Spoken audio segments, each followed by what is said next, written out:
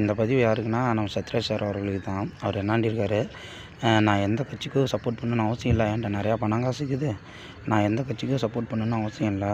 ஆனால் இப்போ இருக்கிற மக்களோட பாதுகாப்புக்கு திராவிட மாடல் அரசு தான் கரெக்டு. அதாவது இப்போ இருக்கிற அரசாங்கம் தான் கரெக்டு அப்படின்ட்டு இருக்காரு. நான் என்ன சொல்கிறேன்னா, நீங்கள் இப்படி சுற்றி வளைச்சி பேசணுன்னு அவசியம் இல்லை. நீங்கள் டைரெக்டாகவே சொல்லலாம், நானும் டிஎம்கேவோட கொத்தடிமை தாண்டான்னு. நான் உங்களை கேட்குறேன், இந்த ஆட்சியில் மக்களுக்கு பாதுகாப்பு இருக்குன்றீங்களே, இதே ஆட்சியில் தான் நான் அஜித் குமாரை அடித்து போலீஸ் கஸ்டடியில் அடித்து கொண்டாங்க. இதே ஆட்சியில் தான் வெங்காய வயலில் மலத்தை கலந்தாங்க குடிக்கிற தண்ணியில். இதே ஆட்சியில் தான் கள்ளச்சாராயம் காய்ச்சி கள்ளக்குறிச்சியில் அதை குடித்து 60 பேர் செத்தாங்க. இதே ஆட்சியில் தான் திருவண்ணாமலையில் ஒரு பொண்ணை 2 காவலர்கள் பாலியல் வன்கொடுமை செஞ்சுருக்குறாங்க. இதே ஆட்சியில் தான் இப்போ ரீசெண்டாக நடந்துச்சு, விஜய் பிரச்சாரத்துக்கு கரெக்டான மக்களுக்கு பாதுகாப்பு தராமல் 40 பேர் இறந்தாங்க. இப்போ நீங்கள் சொல்லுங்கள், இந்த ஆட்சி மக்களுக்கு கரெக்டான பாதுகாப்பு